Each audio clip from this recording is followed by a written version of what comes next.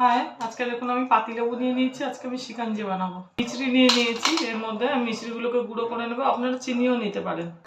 দেখুন লেবুগুলোকে আমি এর মধ্যে চিপে নেব।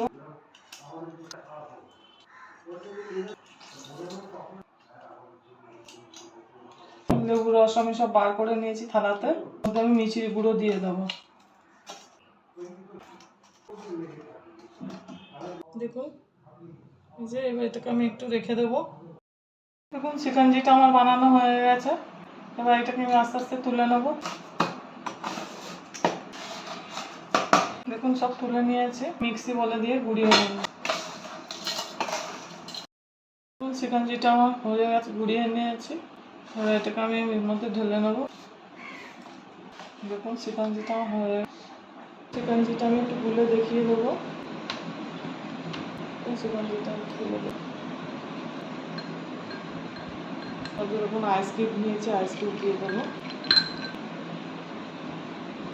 আমার শিকাঞ্জি বানানো হয়ে গেছে। শিকাঞ্জিটা বানানো হয়ে গেছে। তোমার সময় এভাবে শিকাঞ্জি বানিয়ে খাবেন, ভালো লাগবে। আর আমার চ্যানেলটা লাইক, সাবস্ক্রাইব